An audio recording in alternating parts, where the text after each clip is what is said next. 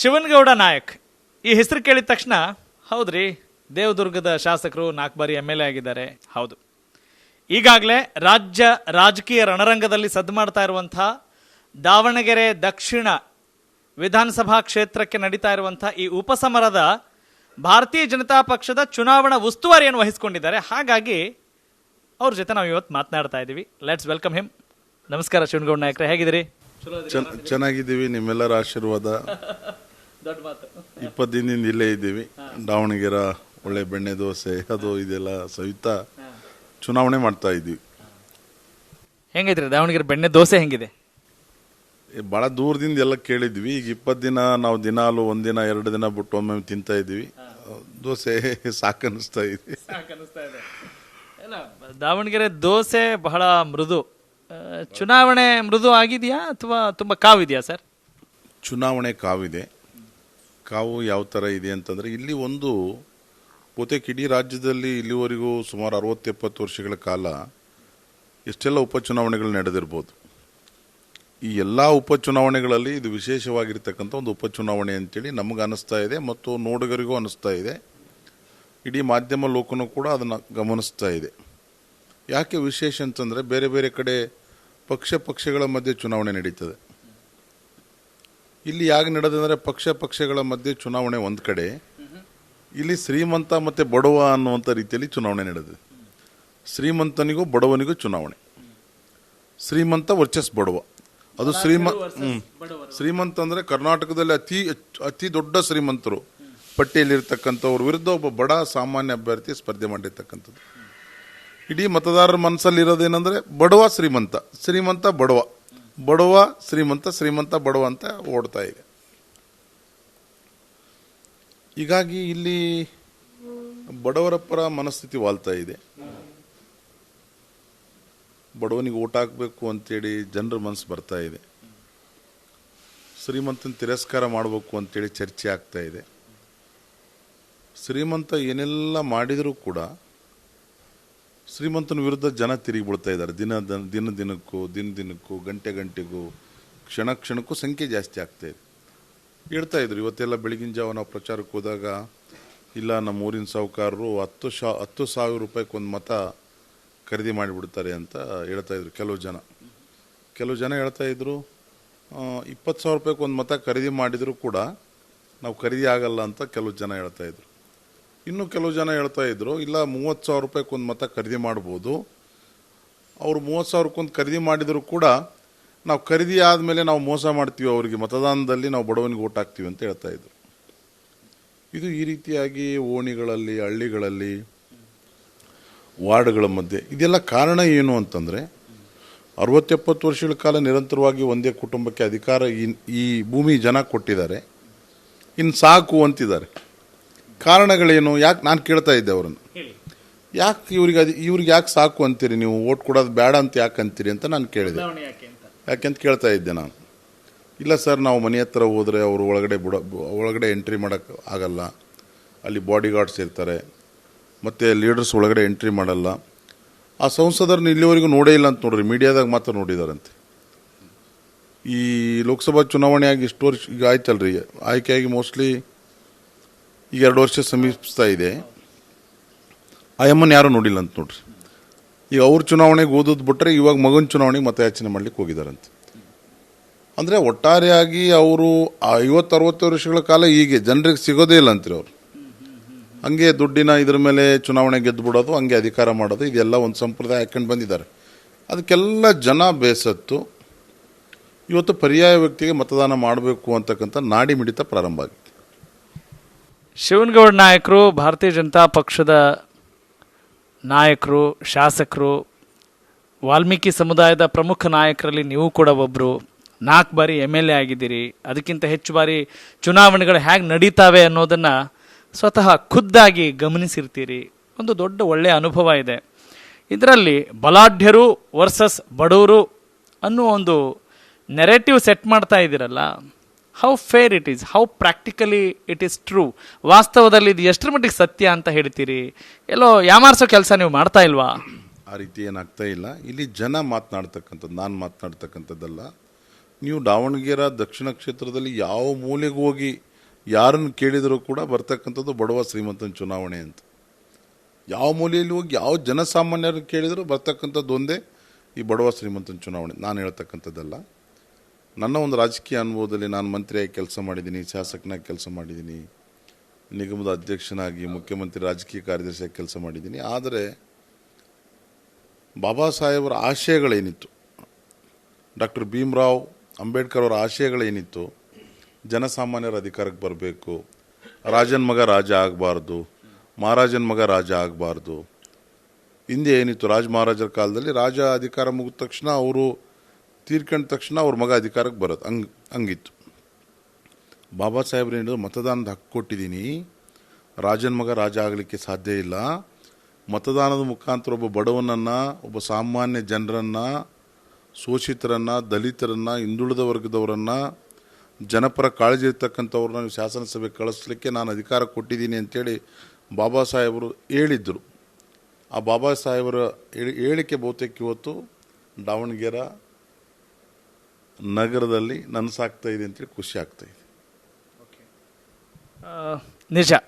ಈಗ ನಿಮ್ಮ ಪಕ್ಷದ ವತಿಯಿಂದ ವಂಶ ಪಾರಂಪರ್ಯ ರಾಜಕಾರಣದ ಒಂದು ಟೀಕೆ ಕೂಡ ನಡೀತಾ ಇದೆ ಎದುರಾಳಿ ಪಕ್ಷದವರ ಮೇಲೆ, ಅಭ್ಯರ್ಥಿಯ ಮೇಲೆ. ಭಾರತೀಯ ಜನತಾ ಪಕ್ಷದಲ್ಲಿ ವಂಶ ಪಾರಂಪರ್ಯ ರಾಜಕಾರಣ ಇಲ್ವಾ? JDS ನಲ್ಲಿ ಇಲ್ವಾ ನಿಮ್ಮ ಮೈತ್ರಿ ಪಕ್ಷ? ಈ ಸಂದರ್ಭದಲ್ಲಿ ಅದನ್ನು ಕೂಡ ಟೀಕೆ ಮಾಡೋದನ್ನು ನಾವು ಕೇಳುವಾಗ ಎಲ್ಲೋ ಅಷ್ಟು ಸಮಂಜಸ ಅನ್ನಿಸ್ತಾ ಇಲ್ಲ. ಅನುಕೂಲ ಸಿಂಧು ರಾಜಕಾರಣವನ್ನು ಎಲ್ಲ ಪಕ್ಷಗಳಂತೆಯೇ ಇವರು ಕೂಡ ಮಾಡ್ತಾ ಇದ್ದಾರೆ. ಏನು ವಿಶೇಷತೆ? How different you are? Sir, ಅದು ಏನಾಗಿದೆ, ನೀವು ಹೇಳ್ತಾ ಇರ್ತಕ್ಕಂಥದ್ದು ನಿಜ. ಅದಕ್ಕೆಲ್ಲ ನರೇಂದ್ರ ಮೋದಿ ಅವರು ತೆರೆ ಹೇಳ್ತಾ ಇದ್ದಾರೆ. ನೋಡಿ, ನೀವು ನರೇಂದ್ರ ಮೋದಿ ಅವರು ನಮಗಲ್ಲಿ ಏಜ್ ಲಿಮಿಟ್ ಮಾಡಿದರು, 75 ಕ್ರಾಸ್ ಆದಮೇಲೆ ಟಿಕೆಟ್ ಇಲ್ಲ ಅಂತ ಮಾಡಿದರು, ಒಂದು ಕುಟುಂಬಕ್ಕೆ 2 ಟಿಕೆಟ್ ಕೊಡೋದಿಲ್ಲ ಅಂತ ಮಾಡಿ, ಇವೆಲ್ಲ ಪ್ರೊಸೀಜರ್ಸ್ ನಮ್ಮ ಪಾರ್ಟಿಯಲ್ಲಿ ಮಾಡ್ತಾ ಇದ್ದಾರೆ, ಲಾಗೂ ಆಗ್ತಾ ಇದೆ. ಒಟ್ಟು ಅದು ಕಾಂಗ್ರೆಸ್ಸು ಬೇರೆ ಬೇರೆ ಪಾರ್ಟಿಯಲ್ಲಿ ಸಂಸ್ಕೃತಿಯಲ್ಲಿ ಇರ್ಬೋದು, ಇವತ್ತು ನಮ್ಮ ಪಾರ್ಟ್ನರ್ ಪಾರ್ಟಿ, ನಮ್ಮ ಅಲೈನ್ಸ್ ಪಾರ್ಟಿಯಲ್ಲಿ ಇರ್ಬೋದು. ಆದರೆ ನಮ್ಮ ಪಾರ್ಟಿಯಲ್ಲಿ ಅದರ ಸಂಖ್ಯೆ ಕಡಿಮೆ ಮಾಡ್ತಿದ್ದಾರೆ ನಮ್ಮವರು. ನ್ಯಾಷನಲ್ ಪಾಲಿಸಿ, ನಮ್ಮ ಪಾರ್ಟಿ ನ್ಯಾಷನಲ್ ಪಾಲಿಸಿಯಲ್ಲಿ ಒಂದೇ ಫ್ಯಾಮಿಲಿಗೆ ಟಿಕೆಟ್ ಕೊಡಬಾರ್ದು, ಒಂದೇ ಫ್ಯಾಮಿಲಿಯಲ್ಲಿ 2-3 ಜನ ಶಾಸಕರು ಇರಬಾರ್ದು, ಇದೆಲ್ಲ ಮಾಡ್ತಿದ್ದಾರೆ. ಇದನ್ನು ಪೂರಕವಾಗಿ ಇಟ್ಕೊಂಡು ಎಷ್ಟೋ ಜನರಿಗೆ ಟಿಕೆಟ್ ಕಟ್ ಮಾಡಿದ್ದಾರೆ. ಅದು ಇಂಪ್ಲಿಮೆಂಟ್ ಆಗ್ತಾ ಇದೆ. ಹೀಗಾಗಿ ನಾವು ಈ ಕುಟುಂಬ ರಾಜಕಾರಣದ ಬಗ್ಗೆ ನಾವು ವಿರೋಧಿಸಲಿಕ್ಕೆ, ಮಾತಾಡಲಿಕ್ಕೆ ನಮ್ಮ ನೈತಿಕತೆ ಇದೆ, ಅರ್ಹತೆ ಇದೆ, ಖಂಡಿತ. ಫೈನ್.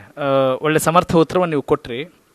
ದಾವಣಗೆರೆ ದಕ್ಷಿಣ ಉಪಸಮರದಲ್ಲಿ ಮತದಾರರ ಒಂದು ಸಂಖ್ಯೆಯನ್ನು ಗಮನಿಸಿದಾಗ, ಸಮುದಾಯವಾರು ನೋಡಿದಾಗ ಅಲ್ಪಸಂಖ್ಯಾತ ಮತಗಳು ಬಹಳ ನಿರ್ಣಾಯಕ. ಮೈನಾರಿಟೀಸ್, ಮುಸ್ಲಿಂ ಮತಗಳ ಮೇಲೆ ಎಲ್ಲ ಪಕ್ಷಗಳು ಕೂಡ ಕಣ್ಣಿಟ್ಟಿವೆ. ಅಲ್ಪಸಂಖ್ಯಾತರು ಅಂದರೆ ಕಾಂಗ್ರೆಸ್ಗೆ ವೋಟ್ ಹಾಕ್ತಾರ್ರಿ ಅಂತ ಇರುವ ಒಂದು ಅಲೆಯನ್ನು ನೀವು ಹೇಗೆ ತಿರುಗಿಸ್ಲಿಕ್ಕೆ ಸಾಧ್ಯ ಆಗುತ್ತೆ? ನೀವು ಯಾವ ಕಾರಣಕ್ಕೆ ಮುಸ್ಲಿಮರು BJPಗೆ ವೋಟ್ ಹಾಕ್ತಾರೆ ಅನ್ನುವ ಭರವಸೆ ಈ ಬಾರಿ ನಿಮಗಿದೆ ಅಂತ ಅನ್ಸುತ್ತೆ? ಸರಿ, ಏನಾಗಿದೆ ನಿಮಗೆ, ನೀವು ನೋಡಿ, ನಾನು ಅದನ್ನೇ ಡೇ 1 ಹೇಳ್ಬೇಕು ಅಂತ ಅನ್ಕೊಂಡೆ. ನೀವು ಕೇಳಿದ್ರಿ, ಇಲ್ಲಿ ಅನ್ಯಾಯ ಆಗಿರೋದು ಅಲ್ಪಸಂಖ್ಯಾತರಿಗೆ, ಇಲ್ಲಿ ಅನ್ಯಾಯ ಆಗಿರೋದು ಅಹಿಂದ ವರ್ಗದವರಿಗೆ, ಅನ್ಯಾಯ ಆಗಿರೋದು ಶೋಷಿತರಿಗೆ, ಅನ್ಯಾಯ ಆಗಿರೋದು ದಮನಿತರಿಗೆ. ಇವತ್ತು ಅನ್ಯಾಯದ ವಿರುದ್ಧ 70 ವರ್ಷಗಳ ಕಾಲ ಏನು ಒಂದು ಕುಟುಂಬಕ್ಕೆ ಮತ ಆಗ್ತಾ ಆಗ್ತಾ ಆಗ್ತಾ ಆಗ್ತಾ ಆಗ್ತಾ ಆಗ್ತಾ ನಮ್ಮ ಬಂಧುಗಳು, ಏನು ಅಲ್ಪಸಂಖ್ಯಾತ ಬಂಧುಗಳು ಮತದಾನ ಮಾಡ್ತಾ ಮಾಡ್ತಾ ಬಂದರು. ಕೊನೆಗೆ ಕೇಳಿದ್ದು ಏನು ಅಂದರೆ, ಕೊನೆ ಚುನಾವಣೆಯಲ್ಲಿ ನಮ್ಗೆ ಅವಕಾಶ ಕೊಡಿ. ಹಿರಿಯರಾಗಿರ್ತಕ್ಕಂಥ ಶಾಮನೂರು ಶಿವಶಂಕರಪ್ಪ ಅವರು ಹೇಳಿದ್ದೇನು ಅಂದರೆ, ಅವತ್ತು ಇಲ್ಲ, ಮುಂದೆ ನಾ ಚುನಾವಣೆ ನಿಲ್ಲಲ್ಲ, ನಿಮಗೆ ಅಲ್ಪಸಂಖ್ಯಾತ ಬಂಧುಗಳಿಗೆ ಅವಕಾಶ ಮಾಡಿಕೊಡ್ತೀನಿ, ಸೀಟ್ ಬಿಟ್ಕೊಡ್ತೀನಿ ಅಂತ ಹೇಳಿದರು. ಅವ್ರು ಮಾಡಿರ್ತಕ್ಕಂಥ ಮೋಸ, ಅವ್ರು ಮಾಡಿರ್ತಕ್ಕಂಥ ದ್ರೋಹ, ಅವ್ರು ಮಾಡಿರ್ತಕ್ಕಂಥ ಅನ್ಯಾಯ, ಅವ್ರು ಮಾಡಿರ್ತಕ್ಕಂಥ ದಗ, ಅಲ್ಪಸಂಖ್ಯಾತರ ಅನುಕೂಲವನ್ನು 70 ವರ್ಷಗಳ ಕಾಲ ಒಂದು ಕುಟುಂಬ ತೆಗೆದುಕೊಂಡು ಇವತ್ತು ಅವ್ರಿಗೆ ದ್ರೋಹ ಮತ್ತು ದಗ ಮಾಡಿದೆ. ಹೇಗೆ ಒಂದಿಷ್ಟು ಎಕ್ಸಾಂಪಲ್ ಕೊಡ್ಬೋದಾ? ಖಂಡಿತ ಕೊಡ್ಬೋದಲ್ಲ. ನೋಡ್ರಿ, ಒಬ್ಬ ಜೀವಿತವಾಗಿರ್ತಕ್ಕಂಥ ಸಂದರ್ಭದಲ್ಲಿ ವಿಡಿಯೋಸ್ ಇದ್ದಾವೆ, ಮುಂದೆ ನೀವೇ ಅಭ್ಯರ್ಥಿ ಅಂತ ಹೇಳಿ 90,000 ಜನಸಂಖ್ಯೆ ಇರ್ತಕ್ಕಂಥ ಅಲ್ಪಸಂಖ್ಯಾತ ಬಂಧುಗಳಿಗೆ ಟಿಕೆಟ್ ಕೊಡದೇ ಅನ್ಯಾಯ ಮಾಡಿ, ಅಷ್ಟು ಅಧಿಕಾರದ ಲಾಲಾಸೆ, ತಾಯಿ ಸಂಸದರು, ತಾತ ಮಾಜಿ ಮಂತ್ರಿ, ತಾತ ಶಾಸಕ, ದಿವಂಗತರು, ತಂದೆ ಮಂತ್ರಿಗಳು, ಶಾಸಕರು, ಇನ್ನೆಷ್ಟು ಬೇಕು ಅಧಿಕಾರ? ಒಂದು ಮನೆಗೆ ಶಾಸಕ, ಸಂಸದ, ಮಂತ್ರಿ, ಇನ್ನೊಂದು ಶಾಸಕ, ಇಷ್ಟು ಬೇಕಾ? ಹೋಗಲಿ, ಒಂದು ಮನೆಯಲ್ಲಿ ತಂದೆ, ಒಂದು ಮನೇಲಿ ತಾಯಿ ಇದ್ದಾರಪ್ಪ ಅಂದ್ರೆ ಸರಿ, ಒಪ್ಪಬಹುದು. 3 ಅಧಿಕಾರ ಬೇಕಾ ಇವರಿಗೆ? ಓಕೆ, ಅಂದರೆ ಅಧಿಕಾರ ಮಾತ್ರ ಇಲ್ಲಿ ಪ್ರಾಮುಖ್ಯತೆಯನ್ನು ಪಡೆಯುತ್ತಾ ಅಥವಾ ಅಧಿಕಾರದಲ್ಲಿದ್ದರೂ ಕೆಲಸ ಮಾಡುವವರಿಗೆ ಪ್ರಾಮುಖ್ಯತೆ ಕೊಡಬೇಕಾ? ಅಲ್ಲ, ಅಧಿಕಾರದಲ್ಲಿದ್ದು ಇವರೇನಾದರೂ ಒಳ್ಳೆ ಕೆಲಸಗಳು ಮಾಡಿದರೆ, ಅಧಿಕಾರದಲ್ಲಿದ್ದು ಬಡವರಿಗೆ ಸ್ಪಂದಿಸಿದರೆ, ಅಧಿಕಾರದಲ್ಲಿದ್ದು ಜನರಿಗೆ ಸಿಕ್ಕಿದ್ರೆ, ಇದು ಯಾವುದಾದ್ರೂ ಮಾಡಿದ್ದಾರೆ ಇವರು? ನೀವು 20 ದಿವಸದಿಂದ ದಾವಣಗೆರೆಯಲ್ಲೇ ಬೀಡ್ಬಿಟ್ಟಿದ್ದೀರಿ.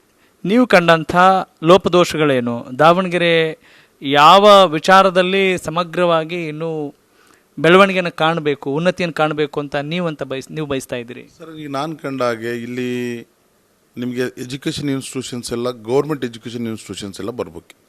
ಇಲ್ಲಿ ಶೈಕ್ಷಣಿಕವಾಗಿ ಒಂದು ಲಾಬಿ ಅವ್ರ ಹಿಡಿತದಲ್ಲಿ ಇಟ್ಕೊಂಡಿದ್ದಾರೆ. ಇಲ್ಲಿ ಸರ್ಕಾರಿ ಆಸ್ಪತ್ರೆಗಳಿಲ್ಲ. ಆಮೇಲೆ ಗ್ರಾಮೀಣ ಪ್ರದೇಶಗಳಲ್ಲಿ ಓಡಾಡಲಿಕ್ಕೆ ರಸ್ತೆಗಳಿಲ್ಲ. ಗ್ರಾಮೀಣ ಪ್ರದೇಶದಲ್ಲಿ ಕುಡಿಯೋ ನೀರಿನ ವ್ಯವಸ್ಥೆ ಇಲ್ಲ.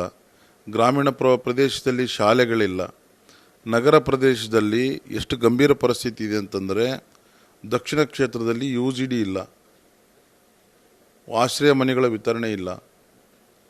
ಇವತ್ತು ಒಂದಲ್ಲ ಸರ್, ಬಡವರಿಗೆ ಯಾವುದೇ ಸರ್ಕಾರದಿಂದ ಏನು ಅನುಕೂಲಗಳಾಗಬೇಕು ಯಾವುದೂ ಕೂಡ ಇಲ್ಲ. ಇಲ್ಲಿ ಹೇಳ್ತಾ ಇದ್ದರು ಜನ, ಇಲ್ಲಿ ಸರ್ಕಾರ ಆಸ್ಪತ್ರೆನೇ ಇಲ್ಲ ಅಂತ. ಇಲ್ಲಿ ಸರ್ಕಾರ ಆಸ್ಪತ್ರೆಗಳು ತರ್ತಾ ಇಲ್ಲ ಅಂತವ್ರು. ಕಾರಣ ಏನಂದರೆ, ತಮ್ಮ ಖಾಸಗಿ ಆಸ್ಪತ್ರೆಗಳು ತಮ್ಮ ಕಾಲೇಜುಗಳಲ್ಲಿ ಪ್ರಾಕ್ಟೀಸ್ ನಿಲ್ಲಬಾರ್ದು ಅಂತೇಳಿ. ಇವತ್ತು ಇದು ದೌರ್ಜನ್ಯ ಅಲ್ಲದೆ ಮತ್ತೇನು? ಇವತ್ತು 70 ವರ್ಷಗಳಾದರೂ ಕೂಡ ಸ್ವತಂತ್ರ ಬಂದು 70 ವರ್ಷಗಳ ನಂತರನೂ ಕೂಡ ಇನ್ನೂ ರಾಜಾಡಳಿತ, ಆಸ್ಪತ್ರೆಗಳು ಇರದೇ ಹಾಗೆ ನೋಡಿಕೊಳ್ಳೋದು, ಇವತ್ತು ಸವಲತ್ತು ಕೊಡದೇ ಇರೋ ನೋಡಿಕೊಳ್ಳೋದು. ಇವತ್ತು ನೋಡಿ, ಅದೇ ಮಲ್ಲಿಕಾರ್ಜುನ ಅವರು ಪ್ರತಿನಿಧಿಸ್ತಕ್ಕಂಥ ಉತ್ತರ ವಿಧಾನಸಭಾ ಕ್ಷೇತ್ರದಲ್ಲಿ ಅಭಿವೃದ್ಧಿಯನ್ನು ಮಾಡಿದ್ದಾರೆ. ಸ್ವಲ್ಪ ಮಾಡಿದ್ದಾರೆ ಅಂತ ಜನ ಹೇಳ್ತಾ ಇದ್ದಾರೆ. ದಕ್ಷಿಣದಲ್ಲಿ ಏನೂ ಇಲ್ಲ.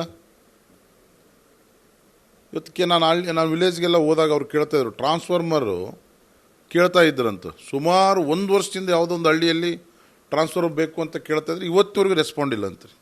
ಕುಡಿಯೋ ನೀರಿಲ್ಲ, ಆಶ್ರಯ ಮನೆಗಳಿಲ್ಲ, ರಸ್ತೆಗಳಿಲ್ಲ, ಡ್ರೈನೇಜಸ್ ಇಲ್ಲ. ಸರ್, ಒಂದಲ್ಲ 100 ಸಮಸ್ಯೆಗಳು. ಇವ್ರು ಹೇಳ್ತಾ ಇದ್ರು, ಅವ್ರು ಯಾರೋ ಅಜ್ಜಿ ಹೇಳ್ತಾ ಇದ್ರು ನನಗೆ ಮೊನ್ನೆ, ಅಪ್ಪ ನಾವೆಲ್ಲ ನಮಗೆ 65-68 ವರ್ಷ ಆಗ್ತಾ ಬಂದಿದೆ, ನಾವೊಂದು 10 ಬಾರಿ ಶಾಮನೂರು ಕುಟುಂಬಕ್ಕೆ ಓಟ್ ಹಾಕಿದ್ದೀವಿ, ನಮಗೊಂದು ಆಶ್ರಯ ಮನೆ ಕೊಡೋಕ್ಕಾಗಿಲ್ಲಪ್ಪ, ಏನು ಮಾಡೋದು? ನಾವು ಹಾಕಿ ಹಸ್ತಕ್ಕೆ ನಾವು ಮತದಾನ ಮಾಡಿ ಬೆರಳು ಮಂಡಾಗಿ ಹೋಗಿದೆಯಪ್ಪ, ನನಗೊಂದು ಆಶ್ರಯ ಮನೆ ಕೊಡಲಿಲ್ಲ ಅಂತ ಕೂಗ್ತಾ ಇತ್ತು. ಕರೆಕ್ಟ್. ನೀವು ಎದುರಾಳಿ ಪಕ್ಷದವರಾಗಿ ಯಾವುದು ಲೋಪದೋಷಗಳಿರುತ್ತೋ ಅದನ್ನು ಎತ್ತಿ ಹಿಡಿಯಬೇಕು, ಜನರ ಮುಂದೆ ಹೋಗಬೇಕು. ಓಕೆ, ಈ ಮೊಮೆಂಟಲ್ಲಿ, ಈ ಬಾರಿಯ ಚುನಾವಣೆಯಲ್ಲಿ ಕಾಂಗ್ರೆಸ್ನವರು ನಮ್ಮದೇ ಆಡಳಿತ ಇದೆ ಅನ್ನೋ ವಿಚಾರವನ್ನು ಪ್ರಸ್ತಾಪ ಮಾಡ್ತಾರೆ, ಗ್ಯಾರಂಟಿ ಯೋಜನೆಗಳನ್ನು ಪ್ರಸ್ತಾಪ ಮಾಡ್ತಾರೆ. ಆಮೇಲೆ ನಮ್ಮ ಕುಟುಂಬದಿಂದ, ಪಕ್ಷದಿಂದ ಏನೆಲ್ಲ ಅಭಿವೃದ್ಧಿ ಕಾರ್ಯಗಳಾಗಿದ್ದಾವೆ ಅನ್ನೋ ವಿಚಾರಗಳನ್ನು ಪ್ರಸ್ತಾಪ ಮಾಡುವಾಗ ಈ ನಿಮ್ಮ ಚರ್ಚೆಯ ವಿಚಾರಗಳು ಅಥವಾ ಅವರಲ್ಲಿ ಕಾಣ್ತಾ ಇರುವಂಥ ಲೋಪದೋಷಗಳನ್ನು ಜನರಿಗೆ ಮುಟ್ಟಿಸೋಕೆ ನೀವು ಏನು ಸೂತ್ರ ಕಂಡುಕೊಂಡಿದ್ದೀರಿ? ಹೆಂಗೆ ನೀವು ಜನರ ಮುಂದೆ ಹೋಗ್ತೀರಿ? ನಾವು ಈಗಾಗಲೇ ಇಲ್ಲಿ 2 ಲಕ್ಷಕ್ಕೂ ಹೆಚ್ಚು ಮತದಾರರನ್ನು ಸಂಪರ್ಕ ಮಾಡಿದ್ದೀವಿ, ವಸ್ತುಸ್ಥಿತಿಗಳನ್ನು ಮಾತಾಡಿದ್ದೀವಿ, ಮನೆ ಭೇಟಿ ಕೊಟ್ಟಿದ್ದೀವಿ. ಅವ್ರು ಏನೇ ಮಾಡಲಿ, ಎಷ್ಟಾದರೂ ಕೊಡಲಿ, ಜನ ಯಾವ ಮೋಡಿಗೆ ಬಂದಿದ್ದಾರೆ ಅಂತಂದರೆ, ಅವರು ಒಂದು ಮತಕ್ಕೆ 1 ಕೋಟಿ ಕೊಟ್ಟರೂ ಕೂಡ ಆ ದುಡ್ಡನ್ನು ತಗೊಂಡು ಪರ್ಯಾಯ ಬೇರೆ ವ್ಯಕ್ತಿಗೆ ಓಟ್ ಹಾಕಬೇಕು ಅನ್ನೋಂಥ ತೀರ್ಮಾನಕ್ಕೆ ಜನ ಮೈಂಡ್ಸೆಟ್ಟಲ್ಲಿ ಬಂದಿದ್ದಾರೆ. ಅವ್ರು ನಮ್ಗೆ ಹಾಕ್ತೀವಿ ಅಂತಲೂ ಹೇಳ್ತಾ ಇಲ್ಲ. ಅವ್ರು ಏನು ಹೇಳ್ತಾರೆ, ಯಾವುದೇ ಕಾರಣಕ್ಕೂ ಶಾಮ್ನವ್ರಿಗೆ ಓಟ್ ಹಾಕಲ್ಲ, ನಾವು ಅವ್ರ ಫ್ಯಾಮಿಲಿಗೆ ಓಟ್ ಹಾಕಲ್ಲ ಅಷ್ಟೇ. ನೀವು ಯಾರಿಗೆ ಹಾಕ್ತೀರಿ ಅಂತಂದ್ರೆ ಇನ್ನೂ ಹೇಳ್ತಾ ಇಲ್ಲ ಅವರು, ನಾವು ಶಾಮ್ನವ್ರಿಗೆ ಓಟ್ ಹಾಕಲ್ಲ. ಅದಾದಮೇಲೆ ಇಲ್ಲ ಸೀನಪ್ಪಗೆ ಹಾಕಿದ್ರೆ ಚಲೋ ಅಂತ ಅವ್ರು ಹೇಳ್ತಾರೆ. Does it mean BJP will win? ಅಂದರೆ ಅದರ ಅರ್ಥ ಅವರು ಶಾಮನೂರು ಕುಟುಂಬದವರಿಗೆ ಮತ ಹಾಕಲ್ಲ ಅನ್ನೋದು ಭಾರತೀಯ ಜನತಾ ಪಕ್ಷದ ಗೆಲುವಾಗತ್ತಾ? ಸಾಧ್ಯತೆಗಳು ಹೆಚ್ಚಿದ್ದಾವೆ. ಯಾಕಂದರೆ ನಮ್ಮ ಪಾರ್ಟಿ ಪಾಲಿಸೀಸ್ ಎಲ್ಲ ನಿಮಗೆ ಗೊತ್ತಿದೆ. ನಾವು ಒಂದು ನ್ಯಾಷನಲ್ ಪಾರ್ಟಿ, ಕೇಂದ್ರದ ನಾಯಕರು, ಸೆಂಟ್ರಲ್ ಪಾರ್ಲಿಮೆಂಟ್ರಿ ಬೋರ್ಡು ಒಂದು ಸಾಮಾನ್ಯನಿಗೆ ಟಿಕೆಟ್ ಕೊಡುವ ಮುಖಾಂತರ ನಮ್ಮ ಪಕ್ಷದ ಘನತೆ ಗೌರವ ಹೆಚ್ಚುವಂಥ ರೀತಿಯಲ್ಲಿ ಪಾರ್ಟಿ ತೀರ್ಮಾನ ತೆಗೆದುಕೊಂಡಿದೆ. ಯಾವತ್ತೂ ಕೂಡ ಜನಸಾಮಾನ್ಯರ, ಬಡವರನ್ನು ಅಭ್ಯರ್ಥಿ ಮಾಡ್ತಕ್ಕಂಥ ಪಾರ್ಟಿ ನಮ್ಮದು. ನಮ್ಮಲ್ಲಿ ಜನಸಾಮಾನ್ಯರಿಗೆ ಅವಕಾಶ ಕೊಡ್ತಕ್ಕಂಥ ಪಾರ್ಟಿ ನಮ್ಮದು. ನಾವು ಶ್ರೀಮಂತರಿಗೆ ಮಣೆ ಹಾಕಲ್ಲ, ಬಡವರಿಗೆ ಮಣೆ ಹಾಕ್ತಕ್ಕಂಥ ಪಾರ್ಟಿ. ನಮಗೆ ವಿಶ್ವಾಸ ಇದೆ ಮೋದಿಯವರ ನಾಯಕತ್ವ. ಮುಂದೆ ರಾಜ್ಯದಲ್ಲಿ ಭಾರತೀಯ ಜನತಾ ಪಕ್ಷ ಅಧಿಕಾರಕ್ಕೆ ಬಂದು ಒಳ್ಳೊಳ್ಳೆ ಕೆಲಸಗಳನ್ನು ಮಾಡ್ತಾರೆ ಅಂತಕ್ಕಂಥ ವಿಶ್ವಾಸ ಜನರಲ್ಲಿ ತುಂಬಿ ತುಳುಕ್ತಾ ಇದೆ. ಕಾಂಗ್ರೆಸ್ ಬಗ್ಗೆ ಬೇಸರ ಬಂದಿದೆ, ಕಾಂಗ್ರೆಸ್ ಬಗ್ಗೆ ನೋವು ಬಂದಿದೆ. ಅವ್ರು ಹೇಳ್ತಾ ಇದ್ದಾರೆ, ಅದು ಗ್ಯಾರಂಟಿ ಕೊಡ್ತೀವಿ, ಅದು ಕೊಡ್ತೀವಿ, ಇದು ಕೊಡ್ತೀವಿ ಅಂತ. ಗ್ಯಾರಂಟಿ ಕೊಟ್ಟು ಇವತ್ತು 8.5 ಲಕ್ಷ ಕೋಟಿ ಸಾಲ ಮಾಡಿರೋದು. ಇವತ್ತು ಇಡೀ ರಾಜ್ಯ ಹಾಳು ಮಾಡಿದ್ದಾರೆ. ಯಾವ ಪಕ್ಷ ಮಾಡಿಲ್ಲ? ಕೇಂದ್ರ ಮಾಡಿಲ್ವಾ? ಅಲ್ಲ, ನಾವ್ಯಾರು ಇಷ್ಟು ಸಾಲ ಮಾಡಿರಲಿಲ್ಲ. ನಾವು ಅಧಿಕಾರ, ನಾವು 2 ಬಾರಿ ಸರ್ಕಾರ ಮಾಡಿದ್ದೀವಿ. ಮಾಡ್ತಾರೆ ಅಂತ ಅನ್ಕೊಳ್ತೀನಿ. ಅಲ್ಲ, ಮಿತಿ ಮೀರಿ ಮಾಡ್ತಾ ಇದ್ದಾರೆ. ಎಂದೂ ಕರ್ನಾಟಕ ರಾಜ್ಯ ಸರ್ಕಾರದ ಇತಿಹಾಸದಲ್ಲಿ 70 ವರ್ಷದಲ್ಲಿ ಮೊದಲೇ ಬಾರಿಗೆ 8.5 ಲಕ್ಷ ಕೋಟಿ ಸಾಲ ಮಾಡಿರ್ತಕ್ಕಂಥದ್ದು. ಸಾಲದ ಹೊರೆಯನ್ನು ನಿಮ್ಮ ಮೇಲೂ ಕೂಡ ಸಾಲದ ಹೊರೆ ಇದೆ, ನನ್ನ ಮೇಲೂ ಕೂಡ ಇದೆ, ನಿಮ್ಮ ವಿಡಿಯೋಗ್ರಾಫರ್ ಮೇಲೂ ಕೂಡ ಸಾಲದ ಹೊರೆ ಇದೆ. ಇದು ಒಳ್ಳೆ ಆಡಳಿತ ಅಲ್ಲ ಅಂತಕ್ಕಂಥದ್ದು ನನ್ನ ಭಾವನೆ. ಯಾರು ಸಾಲವನ್ನು ರಾಜ್ಯ ಸರ್ಕಾರದ ಮೇಲೆ ಭಾರ ಮಾಡದೇ, ಸಾಲದ ಸೂಲವನ್ನು ಮಾಡದೇ ಸರ್ಕಾರ ಮಾಡುವಂಥವನು ನಿಜವಾದ ಸಮರ್ಥ ಸರ್ಕಾರ. ನಿಮ್ಮ ಪಕ್ಷದ ಅಭ್ಯರ್ಥಿಯಾಗಿ ಎಸ್ ಟಿ ಸಮುದಾಯದ ಶ್ರೀನಿವಾಸ್ ದಾಸಕರಿಯಪ್ಪ ಇಲ್ಲಿ ಕಣದಲ್ಲಿದ್ದಾರೆ. ಅವರು IT ಬ್ಯಾಕ್ಗ್ರೌಂಡಿಂದ ಬಂದಂಥವರು. ಅವರಿಗೂ ಕೂಡ ಚೊಚ್ಚಲ ಚುನಾವಣೆ. JDS ಮೈತ್ರಿ ಮತ್ತು ಎಸ್ ಟಿ ಸಮುದಾಯಕ್ಕೆ ಯಾವ ರೀತಿ ಕೊಡುಗೆಗಳನ್ನು ಕೊಡಬಹುದು, ಹೀಗೆ ಹಲವು ವಿಚಾರಗಳು ಇಲ್ಲಿ ಚರ್ಚೆಗೆ ಗ್ರಾಸವಾಗ್ತಾ ಇದ್ದಾವೆ. ನೀವು ಒಂದೊಂದೇ ಪಾಯಿಂಟ್ನ ಹೇಳಿ, ಯಾಕೆ ಎಸ್ ಟಿ ಸಮುದಾಯದ ಅಭ್ಯರ್ಥಿಗೆ ಇಲ್ಲಿ ವೋಟ್ನ ಹಾಕಬೇಕು ಮತ್ತು SC ಸಮುದಾಯದ ಮತಗಳನ್ನು ಸೆಳೀಲಿಕ್ಕೆ ನೀವು ಏನೆಲ್ಲ ಪರ್ಯಾಯ ವ್ಯವಸ್ಥೆಗಳನ್ನು ಮಾಡ್ಕೊಂಡಿದ್ದೀರಿ, ಹೇಗೆ ನೀವು ಅವ್ರ ಮನವೊಲಿಸ್ತೀರಿ? ಈಗ ನೋಡ್ರಿ, ನೀವು ಭಾಳ ಒಳ್ಳೆ ಪ್ರಶ್ನೆ ಕೇಳಿದಿರಿ. ಒಳ ಮೀಸಲಾತಿ ವಿಚಾರದಲ್ಲಿ ರಾಜ್ಯ ಸರ್ಕಾರ ಯಾವಾಗ ಅನ್ಯಾಯ ಮಾಡಿದೆ ಇದೆಲ್ಲ ನೋಡ್ಕೊಂಡೆ ಯಾರು ಒಳ ಮೀಸಲಾತಿಯಲ್ಲಿ ಮತ್ತು ಮೀಸಲಾತಿಯಲ್ಲಿ ಅನ್ಯಾಯವಾಗಿರ್ತಕ್ಕಂಥ ಸಮಾಜಗಳು ಪರಿಶಿಷ್ಟ ಜಾತಿ, ಪರಿಶಿಷ್ಟ ಪಂಗಡ. ಇಂಥ ಸಂದರ್ಭದಲ್ಲಿ ಇಡೀ ಒಳ ಮೀಸಲಾತಿ ವ್ಯವಸ್ಥೆಯನ್ನು ಹಾಳು ಮಾಡಿರ್ತಕ್ಕಂಥ ರಾಜ್ಯ ಸರ್ಕಾರದ ವಿರುದ್ಧ ಪರಿಶಿಷ್ಟ ಜಾತಿಯಲ್ಲಿ ಬರ್ತಕ್ಕಂಥ ಎಲ್ಲ ಸಮುದಾಯಗಳು, ಪರಿಶಿಷ್ಟ ಪಂಗಡದಲ್ಲಿ ಬರ್ತಕ್ಕಂಥ ಎಲ್ಲ ಸಮುದಾಯಗಳು 2 ಕ್ಷೇತ್ರಗಳಲ್ಲಿ ಪಾಠವನ್ನು ಕಲಿಸಬೇಕು, ಬುದ್ಧಿಯನ್ನು ಕಲಿಸಬೇಕು ಅಂತಕ್ಕಂಥ ತೀರ್ಮಾನಕ್ಕೆ ಬಂದಿದ್ದಾರೆ. ಅಂತ್ಯಂತ ಅನ್ಯಾಯ ಮಾಡಿಲ್ಲ. ಇವತ್ತು ಬಾಬಾ ಸಾಹೇಬರ ಆಶಯದಂತೆ ಸಿಕ್ಕಿರ್ತಕ್ಕಂಥ ಮೀಸಲಾತಿಯನ್ನು ಇವರು ನ್ಯಾಯಾಲಯಗಳಿಗೆ ತಮ್ಮ ಸರಿಯಾದ ರೀತಿಯಲ್ಲಿ ವಿಚಾರಗಳನ್ನು ಸ್ಪಂದಿಸದೆ, ಕೇಳಿರೋ ಮಾಹಿತಿಗಳನ್ನು ಕೊಡದೆ, ಸರಿಯಾದ ರೀತಿಯಲ್ಲಿ ಹೋರಾಟ ಮಾಡದೇ ನ್ಯಾಯಾಲಯಗಳ ಮುಂದೆ ವಿಫಲರಾಗಿ ಆ ಗೂಬೆಯನ್ನು ಇಂದಿನ ಸರ್ಕಾರದ ಮೇಲೆ ಕೂಡಿಸುವಂಥ ಒಂದು ಕೆಟ್ಟ ಕೆಲಸವನ್ನು ಈ ಸರ್ಕಾರ ಮಾಡ್ತಾ ಇದೆ. ಏನು ಕೆಟ್ಟ ಕೆಲಸ, ಮೀಸಲಾತಿಯನ್ನು ಕಡಿತಗೊಳಿಸ್ತಕ್ಕಂಥ ಏನು ನೀಚ ಪ್ರವೃತ್ತಿಗೆ ರಾಜ್ಯ ಸರ್ಕಾರ ಕೈ ಹಾಕಿದೆ.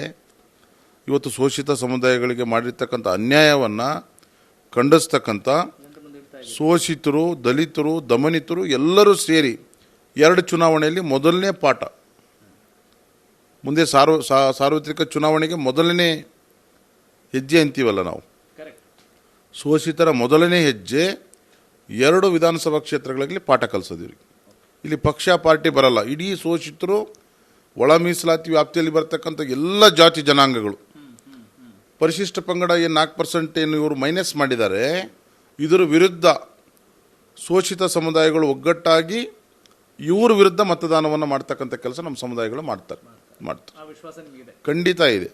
ಓಕೆ, ನಿಮ್ಮ ಪಕ್ಷದ ಅಭ್ಯರ್ಥಿಯ ಕನಸಿನ ದಾವಣಗೆರೆ ಹೇಗಿದೆ? ನಿಮ್ಗೆ ಏನು ಅಂದರೆ ನೀವು ಕಮ್ಯುನಿಕೇಟ್ ಮಾಡಿರ್ತೀರಲ್ಲ, ಹೇಗಾಗಬೇಕು ಅಂತ ಅವರು ಹೇಳಿರ್ತಾರೆ. ಅವರು ಈಗ ಎಸ್ ಟಿ ಸಮುದಾಯದ ಉಪಾಧ್ಯಕ್ಷರಾಗಿ ಇಲ್ಲಿ ಭಾರತೀಯ ಜನತಾ ಪಕ್ಷದ ವತಿಯಿಂದ ಕೆಲಸ ಮಾಡ್ತಾ ಇದ್ದಾರೆ. ಆದರೆ ಅವ್ರಿಗೂ ಇದು ಚೊಚ್ಚಲ ಚುನಾವಣೆ.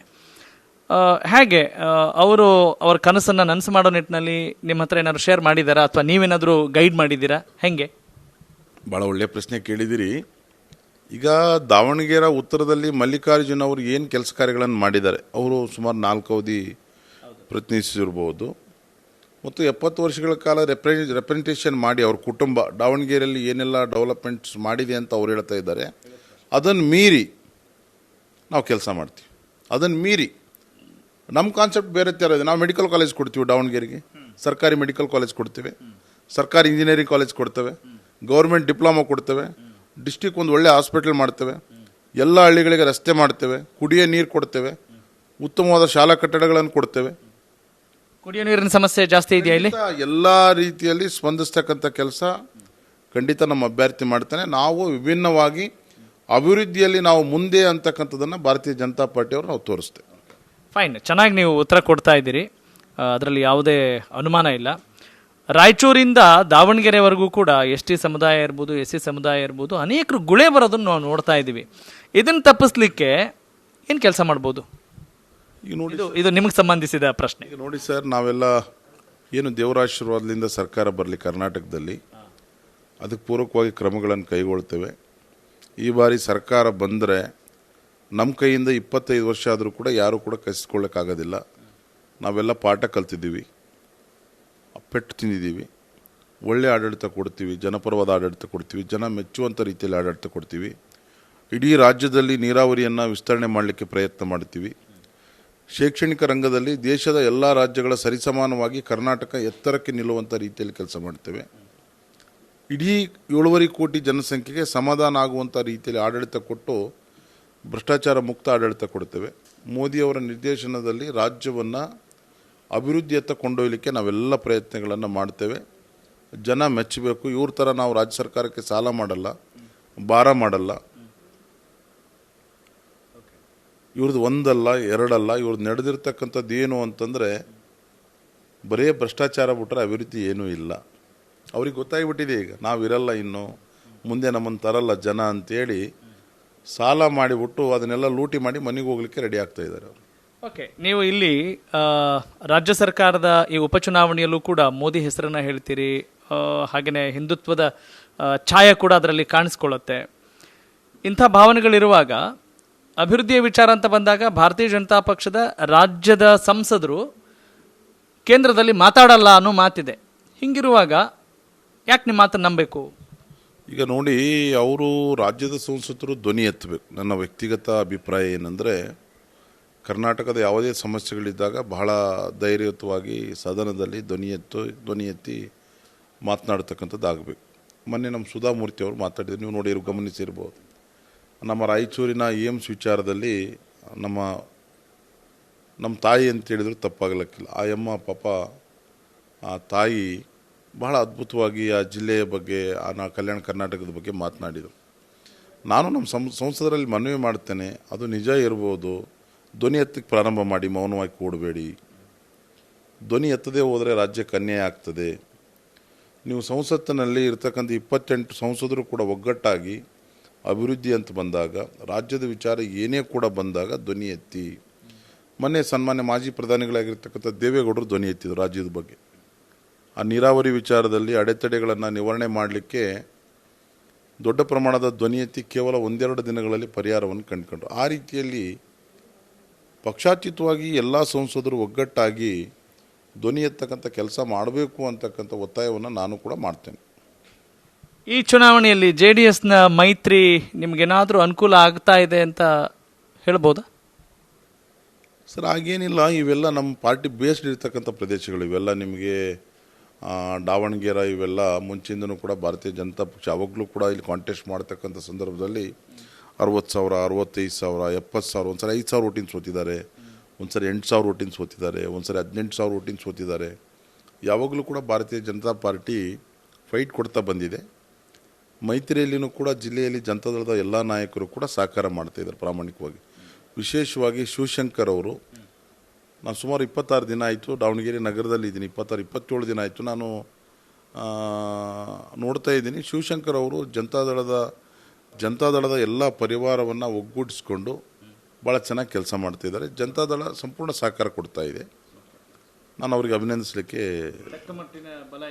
ಖಂಡಿತ ಅಭಿನಂದಿಸ್ತೇನೆ. ಚೆನ್ನಾಗಿ ಕೆಲಸ ಮಾಡ್ತಾ ಇದ್ದಾರೆ. One more question. ಈ ಬಾರಿ ಈ ಚುನಾವಣೆಯಲ್ಲಿ ನೀವು ಪ್ರಮುಖವಾಗಿ ಎದುರಿಸ್ತಾ ಇರುವಂಥ ದೊಡ್ಡ ಸವಾಲೇನು? ಇದೊಂದು ನಮಗೆ ಬಹಳ ಚಾಲೆಂಜಿಂಗ್ ಆಗಿದೆ ರೀ ಅಂತ ಅನ್ನೋದಾದರೆ ಯಾವುದಂತೀರಾ?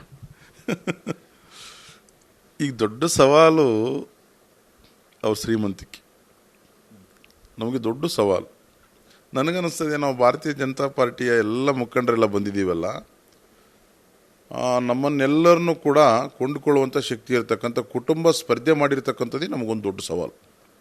ಅದು ಅಂತಿಂಥ ಕುಟುಂಬ ಅಲ್ಲ. ಅದಾನಿ ಅಂಬಾನಿ ಸಾಲಿನಲ್ಲಿ ಬರ್ತಕ್ಕಂಥ ಒಂದು ದೊಡ್ಡ ಕುಟುಂಬ. ಅಂಥ ಕುಟುಂಬ ಸ್ಪರ್ಧೆ ಮಾಡಿರೋದೇ ನಮಗೆ ಸವಾಲಾಗಿದೆ. ಶ್ರೀಮಂತರು ಅಂತಕ್ಕಂಥದ್ದು, ಅವರ ಹಣದ ಶಕ್ತಿ, money power and muscle power ಎರಡೂ ಇದೆ ಅವ್ರ ಹತ್ರ. ಅದು ನಮಗೆ ದೊಡ್ಡ ಸವಾಲಾಗಿದೆ. ಅವ್ರ ಶ್ರೀಮಂತಿಕೆಯೇ ನಮಗೆ ಭಾಳ ಒಂದು ತಲೆನೋವು ಫ್ಯಾಕ್ಟ್ ಆಗಿದೆ. ಯಾಕಂದರೆ ನಾವೇನೆಲ್ಲ ಜನಪರವಾಗಿ ಕೆಲಸ ಮಾಡಿದರೂ ಕೂಡ, ಜನ ನಮ್ಮ ಪರವಾಗಿ ಏನೆಲ್ಲ ವಿಚಾರ ಮಾಡಿದರೂ ಕೂಡ, ಆ ಶ್ರೀಮಂತಿಕೆಯ ಪ್ರಭಾವ, ಅವರ ಹಣದ ಪ್ರಭಾವ ಏನಾದರೂ ಮಾಡುತ್ತೋ ಅನ್ನೋದು ಒಂದು ಕೊಂಚ ಕಾಡ್ತಾ ಇದೆ. ಆದರೂ ಎಲ್ಲೋ ಒಂದು ಕಡೆ ಒಬ್ಬ ಅಜ್ಜಿ ಹೇಳ್ತಾ ಇದ್ಲು, ನಾನು ನಿಮ್ಗೆ ಅದು ಹೇಳೋದು ಮರ್ತುಬಿಟ್ಟೆ. ಒಬ್ಬ ಅಜ್ಜಿ ಹೇಳ್ತಾ ಇದ್ಲು, ಅಪ್ಪ 50 ಲಕ್ಷ ದುಡ್ಡು ಕೊಟ್ಟರು ನಮಗೆ, ನಮ್ಮ ಮನೆಯಲ್ಲಿ 7 ಓಟಿದೆ, 50 ಲಕ್ಷ ದುಡ್ಡು ಕೊಟ್ಟರು ಅಪ್ಪ, ನಾವು ಓಟ್ ಅವ್ರಿಗೆ ಹಾಕಲ್ಲ, ನಿಮಗೆ ಹಾಕ್ತೀವಿ ಅಂತಂದು ಅಜ್ಜಿ. ಏನಮ್ಮ ಇಷ್ಟು ವಿಚಿತ್ರ ನೀನು, ನಮ್ಗೆ ಅವ್ರು ಶ್ರೀಮಂತರ ಅಭ್ಯರ್ಥಿ ಆಗಿದ್ದಾರೆ ಅನ್ನತಕ್ಕಂಥದ್ದೇ ಒಂದು ದೊಡ್ಡ ನಮಗೆ ತಲೆನೋವಾಗಿದೆ. ಅವ್ರು ಎಷ್ಟು ಖರ್ಚು ಮಾಡ್ತಾರೋ, ಏನು ಮಾಡ್ತಾರೋ, ಹಣ ಸುರಿತಾರೋ, ಹಣ ಎಷ್ಟಾದರೂ ಹಣ ಕೊಟ್ಟು ಮತದಾರರನ್ನು ಖರೀದಿ ಮಾಡಿಬಿಡ್ತಾರೆ ಅಂತಕ್ಕಂಥದ್ದು ಭಯಂಕರ ದೊಡ್ಡ ಪ್ರಭಾವ ಇದೆ. ಅಮ್ಮ ನೀನು ಈಗ ಹೇಳ್ತೀಯಲ್ಲ ಯಾಕೆ ಅಂತ ನಾನು ಕೇಳಿದೆ. ಅಪ್ಪ, ನಾನು ಹಿಂದೆ ಒಂದು 80-85 ವರ್ಷ ಇರ್ಬೋದು, ಅವ್ರು 80-90 ವರ್ಷ. ಅಪ್ಪ, ನಾನು ಶಾಮನೂರು ಶಿವಶಂಕರಪ್ಪ ಅವರನ್ನ 8 ವರ್ಷದ ಪಾಪು ಇರ್ಬೇಕಾದ್ರೂ 8-9 ವರ್ಷದ ಪಾಪು ಇರಬೇಕಾದ್ರೆ ಅವ್ರು ಹಿಂಗಂತ ಅವ್ರದ್ದೆಲ್ಲ ಇತಿಹಾಸ ನಾನು ಕೇಳಿದ್ದೀನಿ. ಅವ್ರು ಮೋಸ್ಟ್ಲಿ ದಾವಣಗೆರೆಗೆ ಬಂದಾಗ 30 ವರ್ಷದವ್ರು ಇರಬೇಕು ಅಂತ ಅವಾಗಲಿಂದ ನೋಡಿದ್ದೀನಿ ನಾನು. ಅವರನ್ನು ನೋಡಲಿಕ್ಕೆ ಸುಮಾರು 40 ವರ್ಷ ಆಯಿತು. ಶ್ರೀಮಂತರಿರೋದು ನಿಜ, ಶಾಮನೂರು ಶಿವಶಂಕರಪ್ಪ ಅವರು ಜನರಿಗೆ ಸ್ಪಂದಿಸಿರೋದು ನಿಜ. ಇದೇ ಮಾತುಗಳನ್ನು ಕೇಳಿಸ್ಕೊಂಡು ಎದುರಾಳಿ ಪಕ್ಷದವರು ಹೇಳ್ತಾ ಇದ್ದಾರೆ, ಭಾರತೀಯ ಜನತಾ ಪಕ್ಷದವರಿಗೆ ಹಿಂದುಳಿದ ನಾಯಕರು ಇವತ್ತು ನೆನಪಾಗಿದ್ದಾರೆ, ಇವತ್ತು ಅಭ್ಯರ್ಥಿಯಾಗಿ ಕಣಕ್ಕಿಳಿಸಿದ್ದಾರೆ. ನೋಡ್ರಿ, ನಮ್ಮ ನರೇಂದ್ರ ಮೋದಿ ಅವರೇ ಹಿಂದುಳಿದ ವರ್ಗದವರು, ಗೊತ್ತಿರಲಿ. ಹಿಂದುಳಿದ ವರ್ಗದ ಬಗ್ಗೆ ಯಾವತ್ತೂ ಕಳಕಳಿ ಕಾಳಜಿ ಇರತಕ್ಕಂಥದ್ದು ಭಾರತೀಯ ಜನತಾ ಪಾರ್ಟಿಗೆ. ಇವತ್ತು 15ರಿಂದ ಇವತ್ತು ಮೀಸಲಾತಿ ವ್ಯವಸ್ಥೆಯಲ್ಲಿ ಪರಿಶಿಷ್ಟ ಜಾತಿಗಳಿಗೆ 15ರಿಂದ 17 ಮಾಡಿರ್ತಕ್ಕಂಥದ್ದು ನಮ್ಮ ಪಾರ್ಟಿ, ನಮ್ಮ ಸರ್ಕಾರ. ಇವತ್ತು 3% ಇರತಕ್ಕಂಥ ಪರಿಶಿಷ್ಟ ಪಂಗಡದ ಸಮುದಾಯಗಳಿಗೆ 3ರಿಂದ 7 ಮಾಡಿರ್ತಕ್ಕಂಥದ್ದು ನಮ್ಮ ಸರ್ಕಾರ, ನಮ್ಮ ಪಾರ್ಟಿ. ಹೈಂದದ ಬಗ್ಗೆ, ಹಿಂದುಳಿದ ವರ್ಗದ ಬಗ್ಗೆ, ಶೋಷಿತರ ಬಗ್ಗೆ, ದಮನಿತರ ಬಗ್ಗೆ, ಬಡವರ ಬಗ್ಗೆ ಕಳಕಳಿ ಇರತಕ್ಕಂಥದ್ದು ನಮಗೆ. ಇವತ್ತು ರಾಷ್ಟ್ರಪತಿನ ಯಾರು ಮಾಡಿದ್ದೀವಿ? ಪರಿಶಿಷ್ಟ ಪಂಗಡದವ್ರನ್ನ ಮಾಡಿದ್ದೀವಿ. ಅಲ್ಲಿ ದಲಿತರಿಗೆ ಅವಕಾಶ ಕೊಟ್ಟಿದ್ದೀವಿ. ಅಬ್ದುಲ್ ಕಲಾಂ ಮಾಡಿದ್ದೀವಿ. ಅಲ್ಪಸಂಖ್ಯಾತರಿಗೆ ಯಾರು ಅವಕಾಶ ಕೊಟ್ಟಿದ್ದು? ನಾವು ಅವಕಾಶ ಕೊಟ್ಟು. ನಾವು ಹೇಳ್ತಾ ಬಂದರೆ ಇಡೀ ರಾಜ್ಯದುದ್ದಕ್ಕೂ ಕೂಡ ಹಿಂದುಳಿದ ವರ್ಗಗಳಿಗೆ ಶಕ್ತಿ ತುಂಬಿರ್ತಕ್ಕಂಥ ಪಾರ್ಟಿ ಯಾವುದಾದ್ರೂ ದೇಶದಲ್ಲಿದ್ದರೆ ನಾವು ಭಾರತೀಯ ಜನತಾ ಪಾರ್ಟಿ ಅಂತ ಹೆಮ್ಮೆಯಿಂದ ನಾವು ಹೇಳ್ಕೊಳ್ತೇವೆ ಅನ್ನುವಂಥದ್ದನ್ನು ಸ್ಪಷ್ಟಪಡಿಸ್ತೇವೆ. ಫೈನ್, ಬಹಳ ವಿಶ್ವಾಸದಲ್ಲಿದ್ದೀರಿ ಈ ಮತಯುದ್ಧದಲ್ಲಿ, ಉಪಸಮರದಲ್ಲಿ.